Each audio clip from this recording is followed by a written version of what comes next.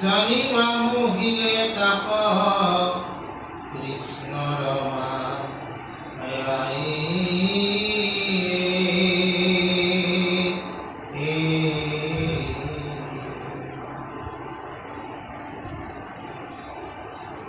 মনুষ্য শৰীৰ পায়া নিৰাইলা সংসাৰ কদাচিতো নাহি আৰু তাহাৰ নিস্তাৰ বুলিবা ভগৱতী বিনে নতৰে মায়াক ভক্তি দুৰ্লভ মায়া মোহি আছে যাক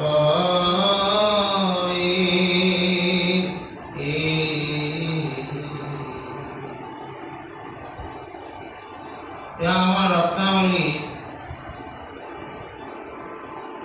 যোৱাকালি আমাক কৈছিলে কি বুলি যে বিভিন্ন ইন্দ্ৰিয় সুখত আসক্ত হয় এই ইন্দ্ৰিয় সুখৰ নামতে আমি আমাৰ জীৱন উৎসৰ্গিত কৰিছোঁ কিন্তু এই দুৰ্লভ মনুষ্য জন্ম পায়ো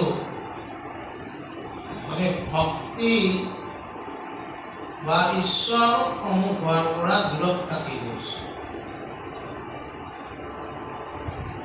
আজি আকৌ পুনৰ ব্ৰহ্মাই কৈছে কি বুলি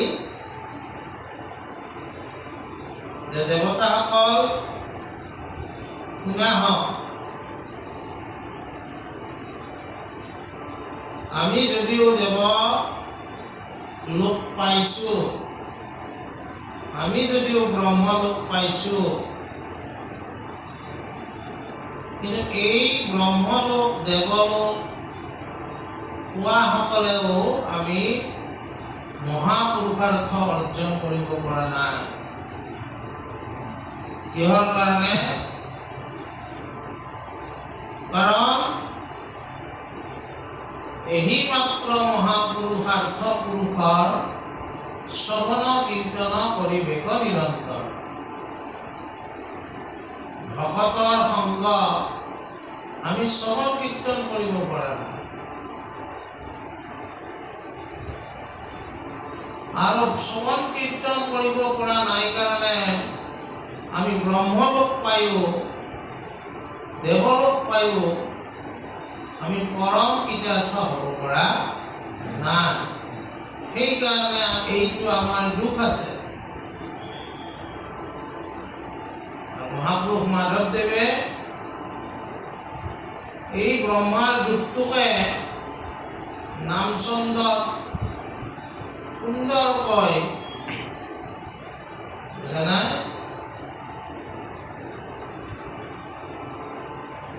মানে ৰচনা কৰিছে। হৰণচন্দ্ৰ কি বুলি ভাৰত বলিষ ধন্য কলি যুগ হৰি হৰি হৰি হৰি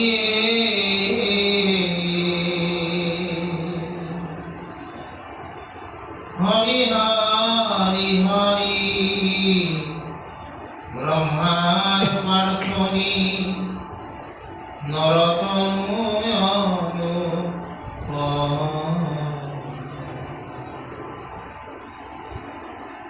হরিত একান্তে হরণ পকিয়া হরি হরি হরি হরি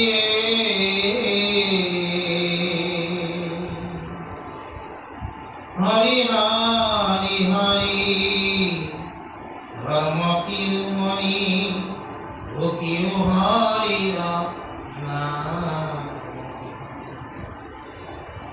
ব্ৰহ্মাই দেৱতাসকলৰ আগত কৈছে এনেকে যে এই দুখটো মোৰ আছে আৰু সেয়েহে ময়ো প্ৰাৰ্থনা কৰিছোঁ কি জীৱন পাবলৈ, মনুষ্য জীৱন পাবলৈ। এই জীৱনত ঈশ্বৰৰ ওচৰত শৰণাগত হয় যাতে ধৰ্মৰ ভিতৰত শিৰোমণি ধৰ্ম নাম ধৰ্ম যাতে মই ভকতৰ সংগত শ্ৰৱণ কীৰ্তন ভক্তি ধৰ্ম যাতে কৰিব পাৰোঁ। কিন্তু আমি মনুষ্য জীৱন পাইও যদি এই জীৱনটো আমাৰ ইন্দ্ৰিয় সুখৰ তাৰণা কামনা বাসনা লালনা অতিবাহিত কৰোঁ, তেনেহ'লে ব্ৰহ্মাই প্ৰাৰ্থনা কৰা মনুষ্য জীৱনৰ অৰ্থ কি থাকিল?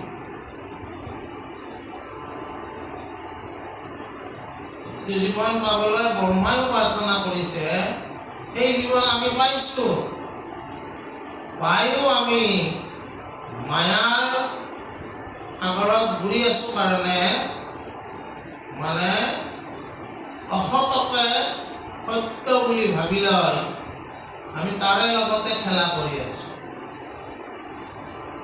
কিন্তু পৰম সত্য ভগৱন্ত কৃষ্ণ তেওঁৰ ভক্তি কৰাৰ কাৰণে আমি আগবঢ়া নাই, এই কথাটো কৈছে।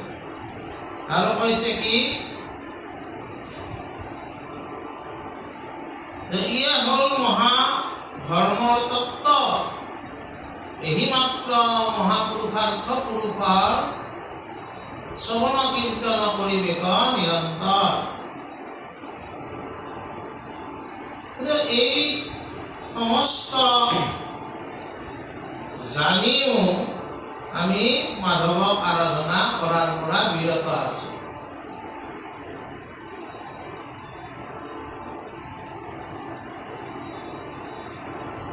আৰু সেইকাৰণে ভগৱন্তৰ যি বৈষ্ণৱী মায়া কৃষ্ণৰ মায়া আমি মোহিত হৈ আছোঁ।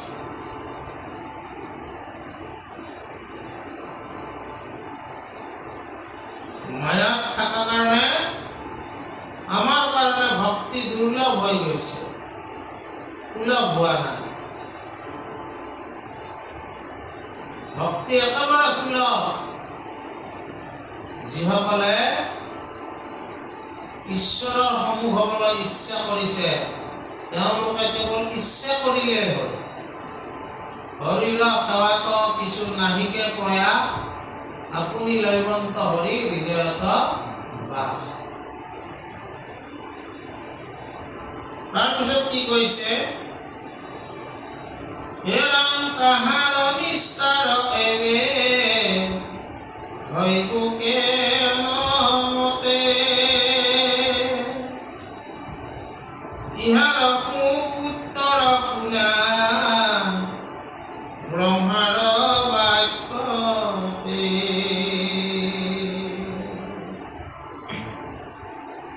সৃষ্টি স্থিতি প্ৰলয় কৰন্ত যিটো দেৱ, জগত কাৰণ জাত পৰে নাহি কেৱ।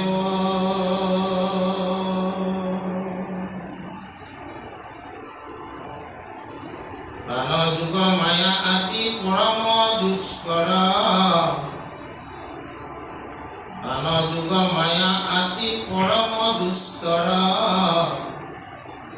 যোগেশ্বৰ সমস্তৰ কৰণ দুষ্কৰ।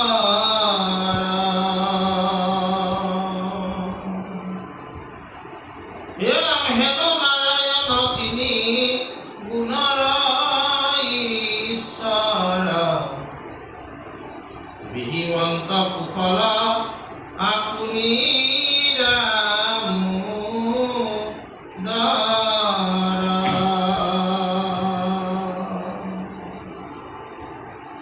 ব্ৰহ্মাই কৈছে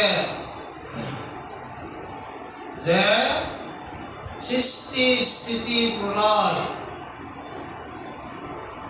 যিজনে কৰিব পাৰে,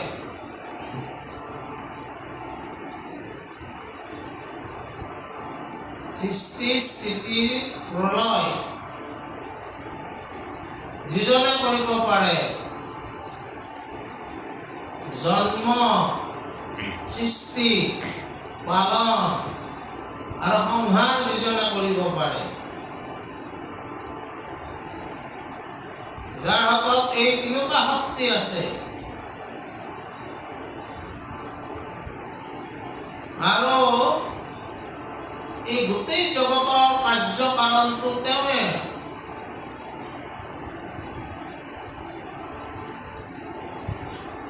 এই জগতখনৰ কাৰ্যকাৰণ তেওঁৱে, জগতখন তেওঁৰে কাৰ্য আৰু কাৰণটো তেওঁৱে।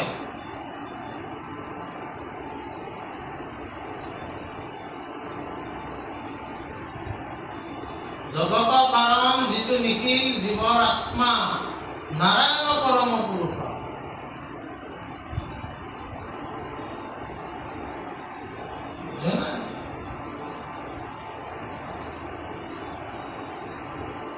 এই জগতখন সৃষ্টি ভাগৱতত এইবিলাক বিস্তৃতভাৱে আছে। সৃষ্টি কৰাৰ আগতে ভগৱন্ত পুৰুষে মায়াও সৃষ্টি কৰিছে।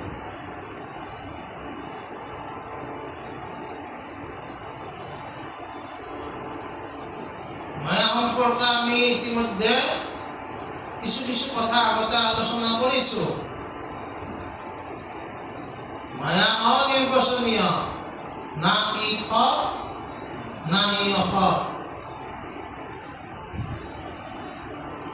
মায়াৰ দুবিধ অস্ত্ৰ হ'ল বিক্ষেপ আৰু আৱৰণ। পৰম সত্যক মায়াৰ আৱৰণে ঢাকি ৰাখে।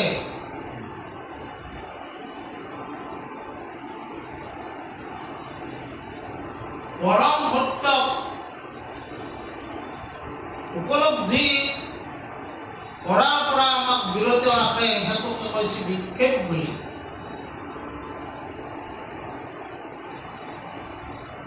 ইয়াৰ পৰা হাত সাৰিব কোনেও নোৱাৰে। ব্ৰহ্মাই আদি কৰি জীৱ জগত ৰাম ৰাম ৰাম ৰাম ৰাম, মায়া সজ্জা মাজে আশ্ৰয় ঘুমতি যায়।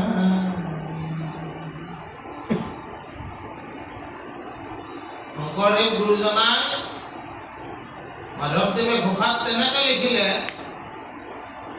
আৰু শংকৰদেৱ গুৰুজনাই ইয়াক ব্ৰহ্মমোহন বুলি লিখিলে। ৰাম নিৰঞ্জন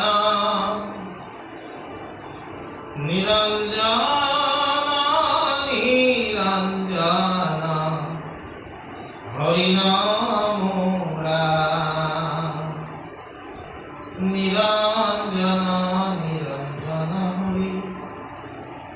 এইবিলাক শেষৰ ঘোষাটোত ব্ৰহ্মাই কেনেকৈ মোহিত হ'ল সেই কথাটো লিখিলে।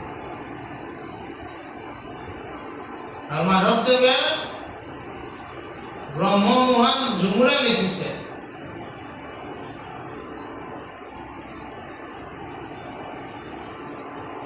মহা মহা যোগেশ্বৰ সকলো এই মায়াৰ হাতৰ পৰা হাত সাৰিব নোৱাৰে। যোগেশ্বৰ বুলি কওঁতে কাক কোৱা হৈছে? মহাদেৱক। যোগীশ্বৰ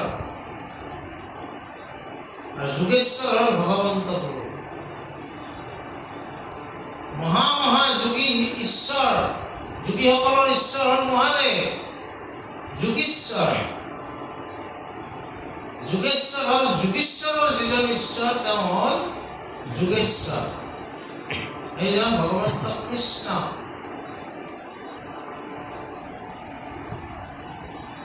মহাদেৱে এইটো শংকৰদেৱে হৰমোহনত লিখিছে।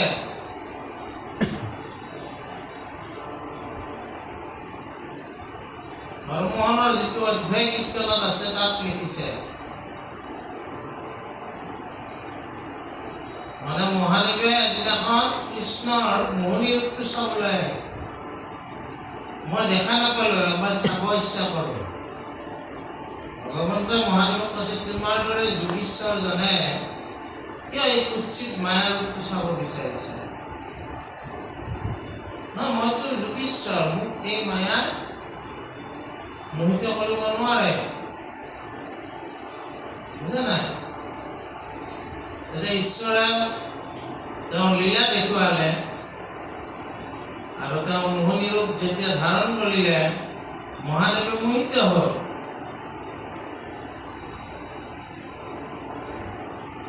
সেইখিনি অধ্যায় হৰমোহনত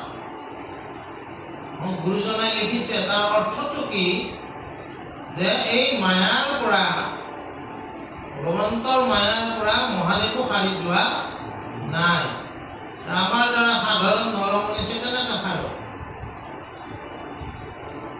কিন্তু কৈছে এইটো সাৰা সম্ভৱ একমাত্ৰ ভক্তিৰ দ্বাৰা এই কথা কৈছে বুজা আৰু সেই ভগৱন্ত জগতৰ কাৰণ যিজন সেই কাৰ্য কাৰণ নাৰায়ণ তিনি গুণৰ ঈশ্বৰ সত্য ৰজতম এই তিনি গুণ তেওঁৰ পৰাই বাহিৰ হৈছে তেওঁ এই তিনি গুণত আবদ্ধ কিন্তু নহয়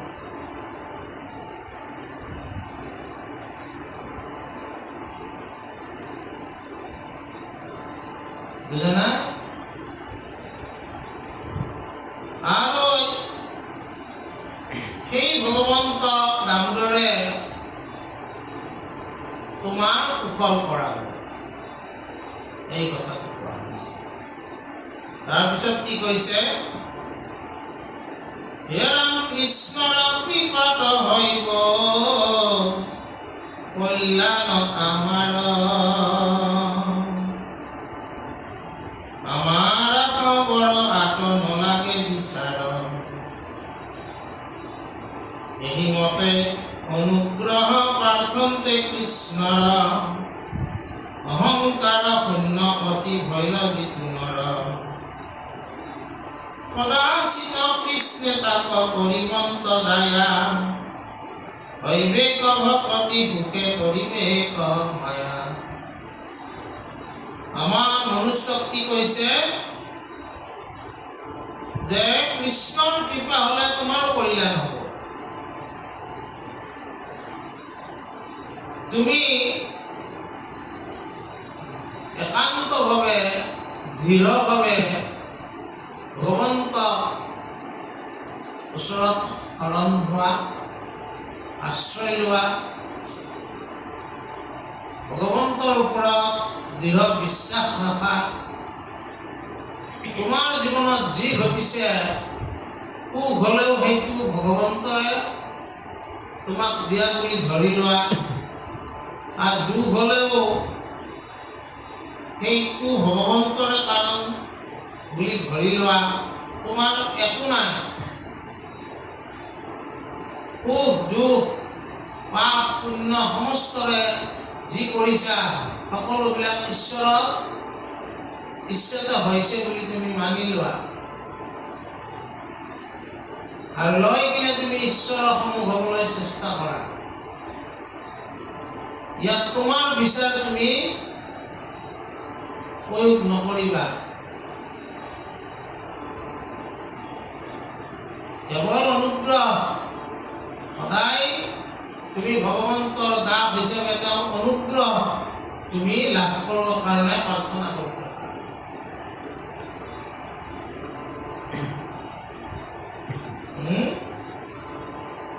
নজানো আবাহন নজানো বিসৰ্জন পূজা মন্ত্ৰ নজানো কিঞ্চিত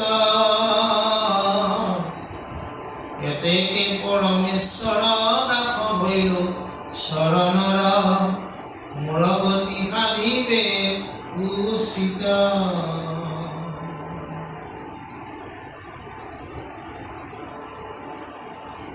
ঈশ্বৰৰ দাস হ'বলৈ চেষ্টা কৰা আৰু মালিকে যিটো দিছে সুখ দিছে যদি সুখ বুলি ভাবা দুখ দিছে যদি দুখ বুলি ভাবা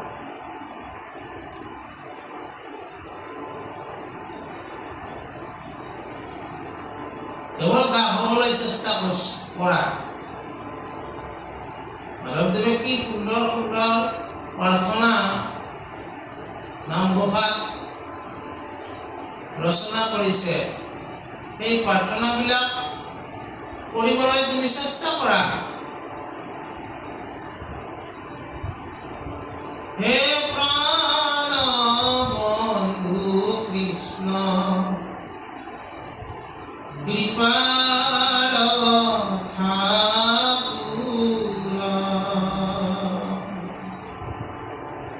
অনুয়েক কৰা দয়া মায়া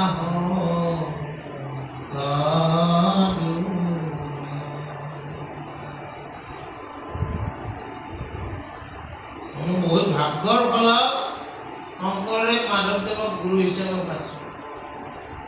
আমাৰ ভাগ্য আছে, কিন্তু এই ভাগ্য দুৰ্ভাগ্যক লাগি কিয় তুমি সলনি কৰিব বিচাৰিছা? এই ভগৱন্ত পুৰুষক জনাৰ কাৰণে শংকৰদেৱ মাধৱদেৱ দুজনা গুৰুৱে আমাক যি পথত পঠিত হ'বলৈ উপদেশ কৰিছে, সেই পথত পঠিত হোৱাৰ কাৰণে তুমি আগবাঢ়িব লাগিব। বুজা নাই? এইটো পথ হৈছে ভক্তিৰ পথ। তাৰপিছত এই অনুগ্ৰহ বা এই দাস হোৱাৰ প্ৰৱণতাই তোমাৰ ভিতৰৰ অহং মম ভাৱ, মই মোৰ ভাৱ, এই ভাৱ লাহে লাহে নোহোৱা কৰিব। আৰু এই অহং মম ভাৱ যিসকলৰ নোহোৱা হয়, তেওঁলোকে ঈশ্বৰৰ কৃপা লাভ কৰিবলৈ সমৰ্থ হ'ব। উদাহৰণস্বৰূপে যশোদাই কৃষ্ণক বান্ধাৰ কাৰণে চেষ্টা কৰিছিল।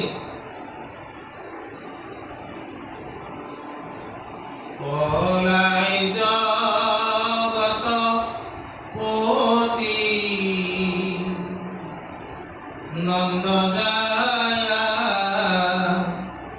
যশোমতী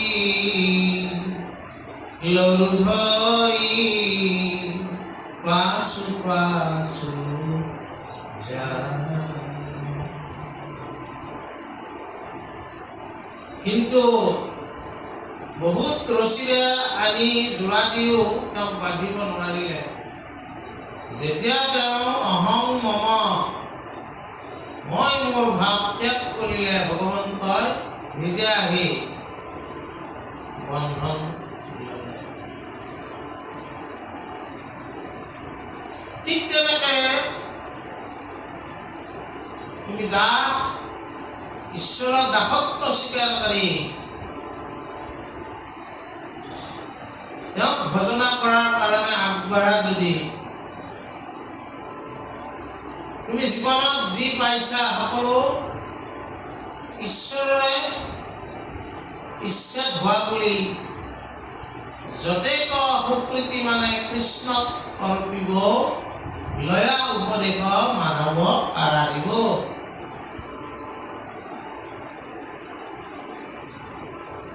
সকলোৰে কাৰণ ভগৱন্ত বুলি যেতিয়া মানিবা, তুমি তোমাৰ দ্বাৰাই তুমি তেওঁৰ অধীনত বুলি মানি ল'বা, তেতিয়া লাহে লাহে ঈশ্বৰে তোমাক কৃপা কৰিবলৈ বিচাৰিব। সেই কথাটো কোৱা হৈছে। তাৰপিছত কি কৈছে? আৰু ঈশ্বৰৰ কৃপা হ'লে তুমি কি কৰিবা? দুৰ্জয় মায়াকো জিনিবলৈ সমৰ্থ হ'বা। বুজা নাই?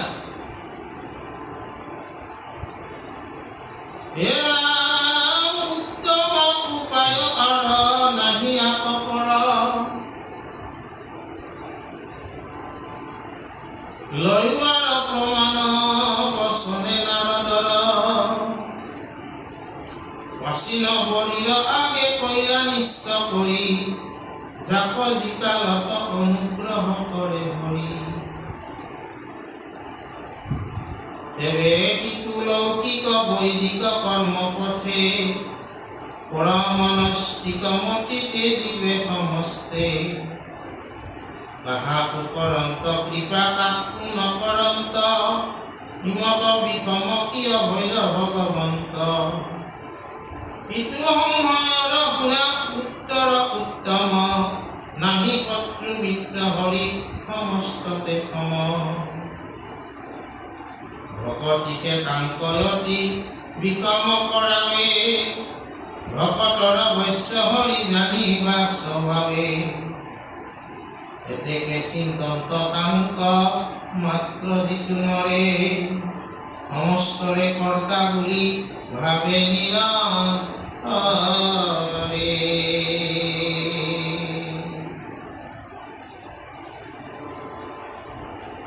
এই ভক্তি পন্থ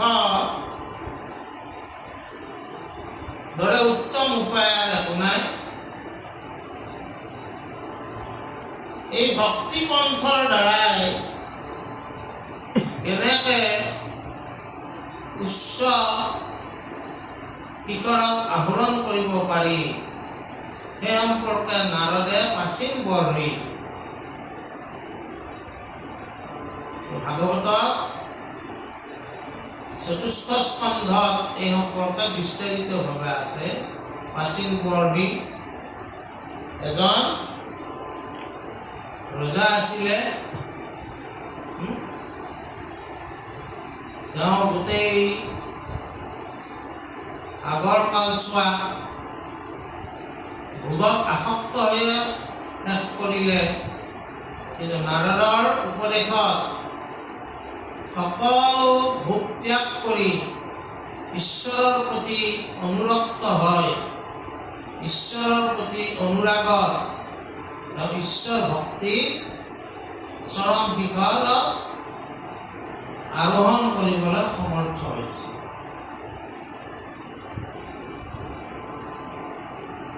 লৌকিক বৈদিক যত যিমান কৰ্ম আছে এই সমস্ত কৰ্ম ত্যাগ কৰিছিলে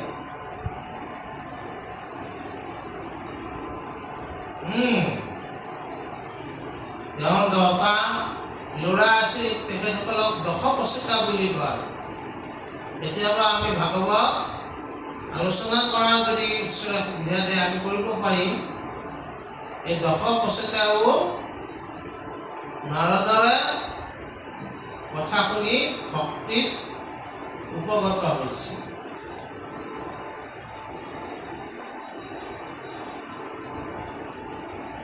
বুজা নাই গতিকে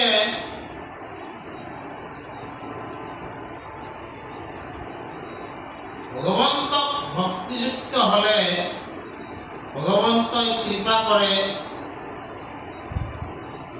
কিন্তু তাৰ কাৰণে আমি ভগৱন্তক আমি সকলোতে সম বুলি জ্ঞান কৰিব লাগিব তেওঁ বিষম কাল নহয় শত্ৰু মিত্ৰ সমতে সম সকলো ক্ষেত্ৰত উদাসীন তেওঁক কোনেও ভগৱন্তই কাকো শত্ৰু বুলি নাভাবে গালি পৰা জনকো শত্ৰু বুলি নাভাবে নহলে কংস আৰোগ্য মুক্তি কেলে দিলে হয় ভগৱন্তৰ হাতত বুজা নাই যিসকলে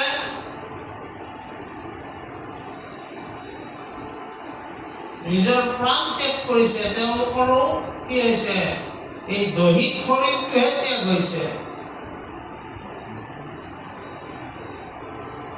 তেওঁলোকো কিন্তু ভগৱন্তৰ পাৰিষদ স্বৰূপে ওপৰলৈ গুচি গৈছে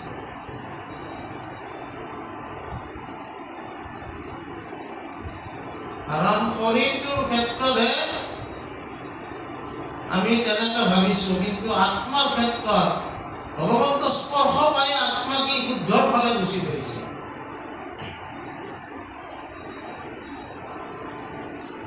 বুঝা ভগৱন্তৰ কৃপাতে গজেন্দ্ৰ হাতীও বাৰীভদ হোৱা বৈকুণ্ঠক কৈলাসী।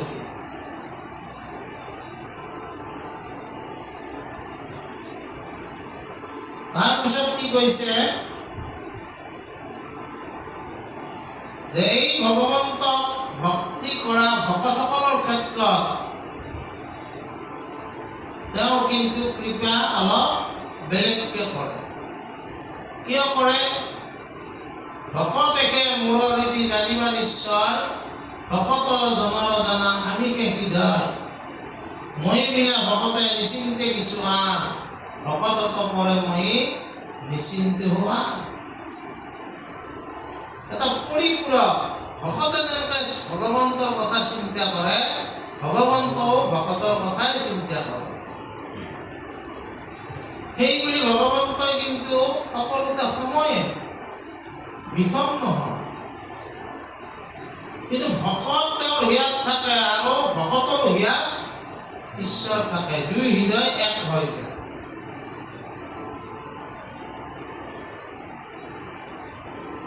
আৰু সেইকাৰণে ভকতে যি বিচাৰে ভগৱন্ত সেইটোৱে কৰে। উদাহৰণস্বৰূপে ভীষ্ম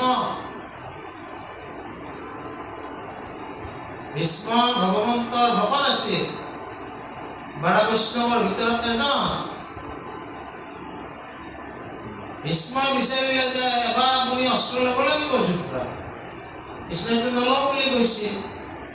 কিন্তু ভকতে বিচাৰিছিল নিজৰ প্ৰতিজ্ঞাও আনকি তেওঁ ভংগ কৰি চাকাটো দাঙি লৈছিল। তাৰমানে তেওঁ কৰা প্ৰতিজ্ঞাটো তেওঁ ভংগ কৰিছে। কাৰ কাৰণে? ভকতৰ কাৰণে। কিন্তু ভকত সেইকাৰণে ভগৱন্ত ভকত বৎস।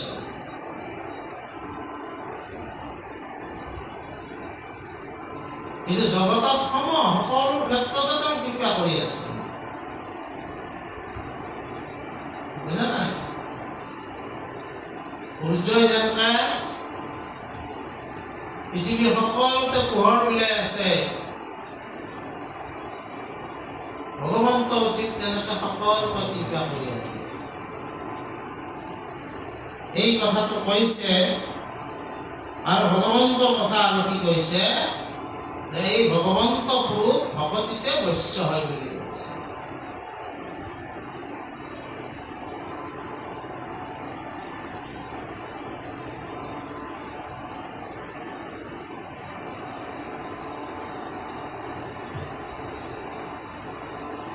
আৰু কৈছে কি? এই ভকতি বৈশ্য হোৱা ভগৱানজনক আৰাধনা কৰা ভকতসকলে এই গোটেই জগতৰ কাৰ্য কাৰণ বুলি সৰ্বময় সৰ্বোচ্চ সত্তা সৰ্বময় কৰ্তা বুলি ভগৱানক তেওঁলোকে জ্ঞান কৰে আৰু তেওঁৰ দাসত্ব স্বীকাৰ কৰে বুলি কৈছে। আজি আমি ৰত্নাৱলীত এইখিনি কথাকে আলোচনা কৰিম। কৃষ্ণ অপৰাধ বিনাশন তজু নাম নাৰায়ণ, জানি নামে পকিল শৰণে, আনগতি নাহিকে মৰমে। অপৰাধ ক্ষমা কৰি তুমি দয়াশীল কৰি, পৰীক্ষা কৰি ওচৰণে, ৰাম পৰীক্ষা কৰি ওচৰণে।